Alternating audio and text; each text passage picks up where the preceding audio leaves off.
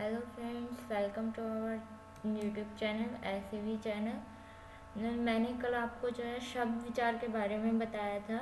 आज जो है शब्द विचार, मैंने कल शब्द विचार शुरू किया था। मैंने शब्द विचार में आपको शब्द विचार की परिभाषा, शब्द विचार के भेद बताए थे और उत्पत्ति के आधार पर जो भेद होते हैं वो बताए थे। तो आज जो है हम पढ़ेंगे रचना के आधार पर शब्दों का वर्गीकरण। हिंदी में प्रयोग किए जाने वाले शब्दों की रचना में भिन्नता पाई जाती है। मतलब हिंदी में जिन शब्दों का प्रयोग किया जाता है उनमें जो है हर शब्द में अलग तरह की जो है रचना पाई जाती है। मतलब अलग अलग शब्द होते हैं। हर शब्द में जो है अलग प्रकार की भिन्नता होती है, मतलब रचना होती है। हर प्रकार से जो है अलग प्रकार से जो है किसी शब्द को लिखा जाता है, किसी प्रकार से दूसरे को लिखा है। इसी रचना की भिन्नता के आधार पर शब्दों को निम्नलिखित 3 वर्गों में बांटा जाता है। मतलब इसी रचना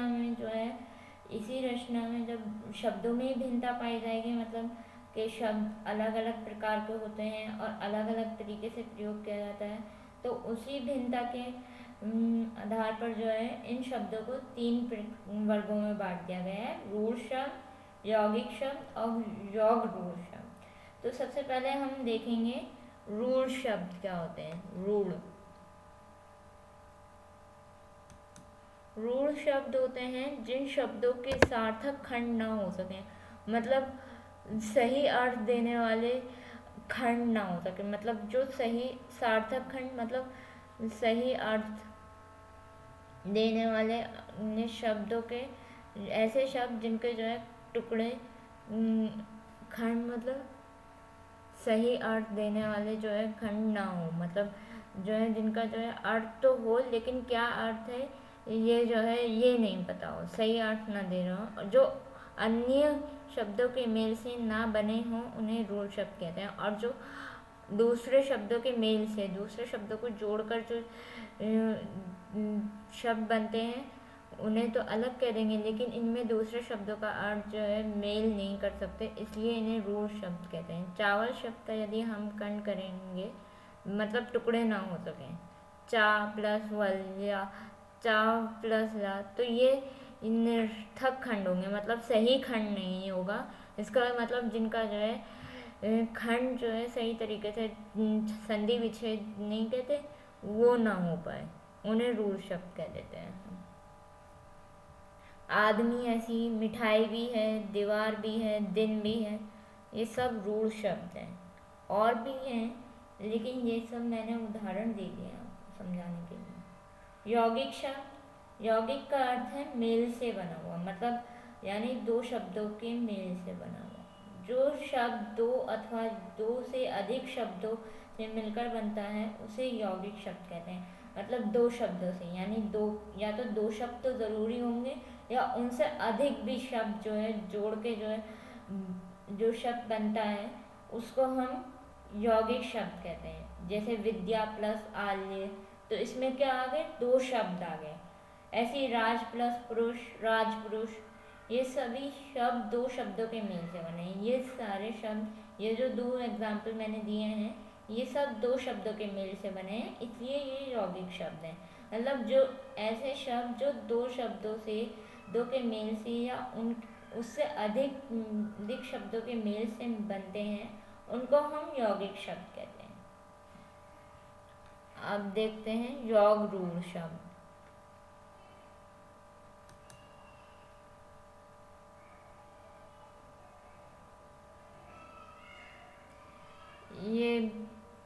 ये और भी शब्दों के अर्थ जो है प्रत्यय जोड़कर भी होते हैं। मतलब प्रत्यय कुछ भी लगा देते हैं, पहले प्रत्यय आ जाता है, फिर शब्द आ जाता है और फिर उपसर्ग भी लगा के जो है बनाते हैं यौगिक शब्द।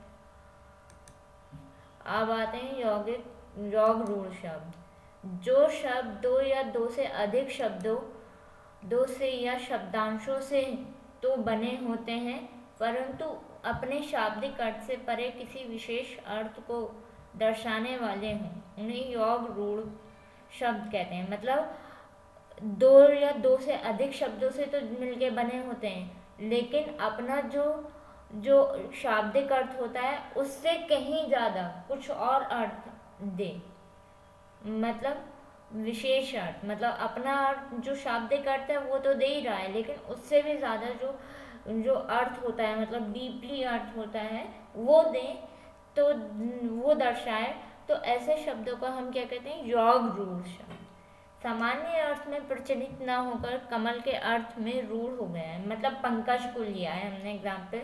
सामान्य अर्थ में पंकज को जो है किस पंकज माने जो है कीचड़ में उत्पन्न होने वाला कह देते हैं हम। तो ये किसके अर्थ में ज़्यादातर प्रयोग कर देते हैं हम? कमल के रूप में। मतलब क्यों? क्योंकि ये विशेष अर्थ में जो है अब कमल के लिए प्रचित हो गया है। मतलब इसका विशेष अर्थ हम क्या निकालते हैं? कमल, मतलब कीचड़ में उत्पन्न होने वाला, यानी इसका अर्थ जो है पंकज का क्या हो जाएगा? कमल हो जाएगा। यानी ये कमल के लिए ही प्रतीत हो गया है, ये कमल के लिए ही विशेष हो गया है कि ये कमल के लिए ही प्रयोग होगा। इसी प्रकार ये पंकज योग रूढ़ हो गया शब्द। इसी प्रकार पीताम्बर, लंबोदर, देशमुख, नीलकंठ आदि ये सब भी जो है योग रूढ़ शब्द हैं, क्योंकि ये भी किसी और विशेष अर्थ के लिए, मतलब एक ही शब्द के लिए एक ही की चीज़ को रिप्रेजेंट करते होंगे, इसलिए इन्हें भी जो है योग रूढ़ कह देते हैं शब्द। अब प्रयोग के आधार पर देखते हैं शब्द के भेद। प्रयोग के आधार पर शब्द के भेद हैं विकारी शब्द और अविकारी शब्द। अब विकारी शब्द क्या होते हैं? जो शब्द भाषा में प्रयोग किए जाने पर लिंग, वचन और कारक के कारण अपना रूप बदल लेते हैं, उन्हें विकारी शब्द कहते हैं। मतलब भाषा में, मतलब हिंदी में हम जो विकारी शब्द उन्हें कहते हैं जो अपना रूप बदल दें। लिंग जैसे लिंग का प्रयोग कर रहे हैं हम, तो उसके दौरान जो है हम वैसे ही जो है शब्द प्रयोग हो जाए, परिवर्तन कर दे वो शब्द।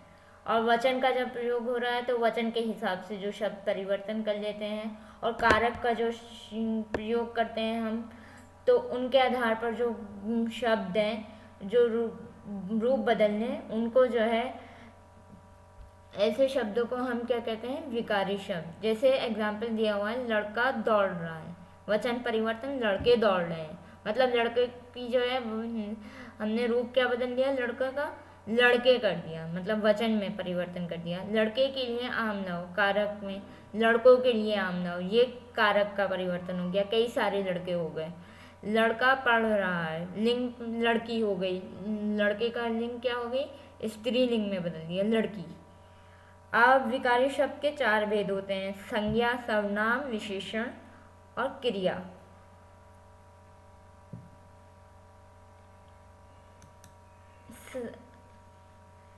इन्हें इसके आधार पर जो है हमने ये भेद होते हैं विकारी शब्द के, इनके आधार पर ही जो है शब्द का परिवर्तन भी होता है। अब अविकारी शब्द किसे कहते हैं? जिन शब्दों में वाक्य के प्रयोग करने पर लिंग, वचन, कारक के कारण कोई परिवर्तन नहीं आता। मतलब वाक्य में प्रयोग कर ले हम लिंग, वचन और कारक को भी, और उन शब्दों में जो है कोई परिवर्तन नहीं आए, ऐसे शब्द एक से रहते हैं, एक से ही रहें, जैसे पहले थे वैसे ही रहें जैसे, तो ऐसे शब्दों को हम क्या कहते हैं? अविकारी शब्द कहलाते हैं। भीतर आकर बैठिए, उसका साथ छोड़ दीजिए, कविता और सविता पढ़ रही हैं, वह तुम्हें भी सद्बुद्धि आई। यहाँ पहले वाक्य में प्रयोग भीतर, दूसरे वाक्य में साथ, तीसरे वाक्य में और तथा चौथे वाक्य में वह ऐसे शब्द हैं जिनका रूप वाक्य में प्रयोग करते समय परिवर्तित नहीं होता। मतलब इन सब ये सब जो हमने वाक्य लिए हैं, इन सब में ये जो भीतर हुआ, साथ हुआ और वह ऐसे शब्द हैं जिनका वाक्य में हम प्रयोग करते हैं तो इनमें कोई परिवर्तन नहीं आता। मतलब वो एक से ही रहते हैं, उनकी जगह एक ही जगह रहती है, वो कहीं से कोई सी जो है जगह से परिवर्तन नहीं होता, और इसीलिए जो है ये अविकारी शब्द कहलाते हैं। अर्थ के आधार पर भी हैं अभी। अवकारी शब्द कहलाते हैं। अवकारी शब्दों के भी 4 भेद होते हैं: क्रिया विशेषण, संबंध बोधक, समुच्चय बोधक और विस्मय बोधक। मतलब इनके आधार पर भी जो है अवकारी भेदों को जो है अवकारी शब्दों को जो है बांट सकते हैं। अब देखते हैं अर्थ के आधार पर शब्द के भेद क्या होते हैं। अर्थ के आधार पर शब्द के 5 भेद होते हैं: एकार्थी, अनेकार्थी, पर्यायवाची, विलोम, समरूपी, भिन्नार्थक शब्द। तो अब देखते हैं एकार्थी शब्द क्या होते हैं। जिन शब्दों का केवल एक ही अर्थ होता है एकार्थी शब्द कहलाते हैं। मतलब एक ही अर्थ देने वाले शब्द, उन्हें जो है ऐसे शब्दों को क्या कहते हैं, एकार्थी शब्द कहते हैं।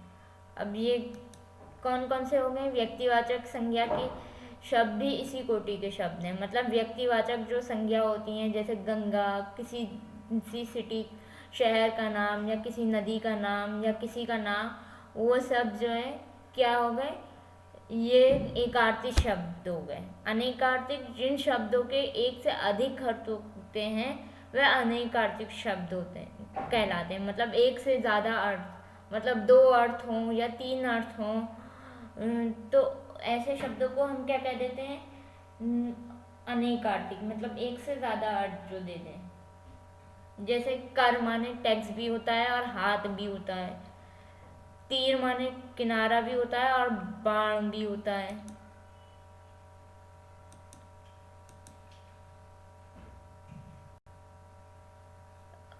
अब ऐसी ही है।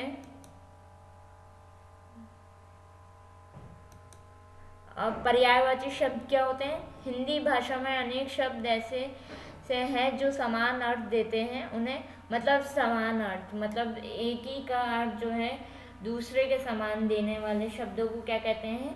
पर्यायवाची शब्द कह देते हैं। मतलब आकाश को लेने हम नभ, गगन, आसमान, ये सब जो है क्या कह रहे हैं, आकाश के पर्यायवाची। मतलब नभ अगर हम प्रयोग कर दें तो नभ माने भी हम क्या समझेंगे, आकाश। तो ऐसे ही फूल का पुष्प, पुष्प कह दें हम, प्रयोग कर लेते हैं ना समान अर्थ में। पुष्प, फूल की जगह हम पुष्प भी इस्तेमाल करते हैं, फूल भी करते हैं पुष्प की जगह। तो ये समान अर्थ देने वाले शब्दों का हम क्या कहते हैं, पर्यायवाची शब्द। अब विलोम शब्द किसे कहते हैं? जो शब्द परस्पर विपरीत अर्थ का बोध कराते हैं विलोम शब्द कहलाते हैं। मतलब एक ही शब्द का इनका जो है दूसरा विपरीत, उसका दूसरा अर्थ क्या होगा, वो वैसा बोध कराने वाले शब्दों को क्या कहते हैं, विलोम शब्द। जैसे जय है, जय का उल्टा क्या हो जाएगा, विलोम, पराजय। ऐसे शब्दों को हम क्या कह देते हैं, विलोम शब्द। समरूपी भिन्नार्थक शब्द जिन शब्दों का उच्चारण लगभग समान हो परंतु अर्थ भिन्न भिन्न हो। मतलब उच्चारण तो एक सा है, लगभग समान समान सा, लेकिन उनका जो है अर्थ जो है, अर्थ की दृष्टि से जो है अलग अर्थ दे रहे हैं, भिन्न अर्थ जो है अलग है। ऐसे शब्द को समारूपी और भिन्नार्थक शब्द कहते हैं। मतलब उच्चारण एक सा है लेकिन अर्थ अलग है, तो इन शब्दों को हम क्या कहेंगे, समारूपी भिन्नार्थक शब्द। जैसे प्रसाद, कृपा, भिन्न अर्थ है। प्रासाद माने महल होता है और प्रसाद माने कृपा होता है। तो ये क्या हो गया, आदि माने आदतन और आदि माने प्रारंभ भी होता है। तो ये सब क्या हो गए, उच्चारण तो एक सा हो रहा है इन सब का, लेकिन अर्थ क्या दे रहा है, यहाँ पे लिखा हुआ भिन्न अर्थ है। तो इनको हम क्या कह देंगे, ऐसे शब्दों को समारूपी भिन्नार्थक शब्द। तो आज के लिए इतना ही था। अब हम नेक्स्ट वीडियो में नया चैप्टर पढ़ेंगे। तब तक के लिए सी यू। वीडियो को लाइक कीजिएगा, चैनल को सब्सक्राइब कीजिएगा, कमेंट कीजिएगा, और तब तक के लिए बाय बाय और टेक केयर।